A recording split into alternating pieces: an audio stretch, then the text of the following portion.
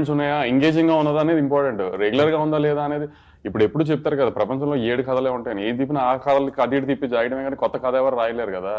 కానీ అంత ఎంగేజింగ్ గా చెప్పడం ట్రై చేస్తాం కదా. ఎంగేజింగ్ గా ఉందో లేదో ట్రై చూపడానికి మాస్ సినిమా అంటాం, కమర్షియల్ సినిమా అంటాం, కానీ ఈ రెగ్యులర్ అన్న మాట ఫ్యాషన్ అయిపోయింది అందరికి.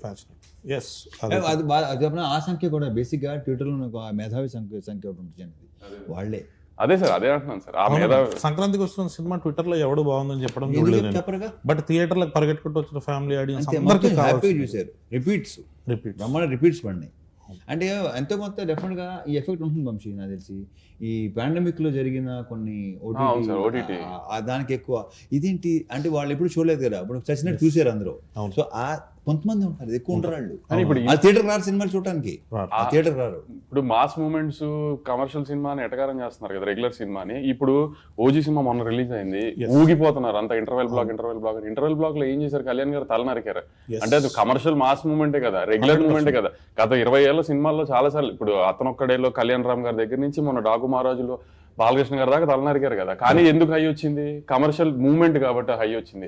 దాంట్లో అది రెగ్యులరే కానీ కమర్షియల్ మూవ్మెంట్ కదా. అంతే, కమర్షియల్ సినిమా ఎప్పుడైనా మూవ్మెంట్ వర్కౌట్ అయితే సినిమా వర్కౌట్ అవుతుంది. అంతే తప్పితే రెగ్యులర్ ఇది అది అని ఆ ఫ్యాషన్ ఏంటంటే సంక్రాంతికి వస్తే రెగ్యులర్ కాదు, ఇంకా మిగతా 11 నెలల్లో వస్తే రెగ్యులర్.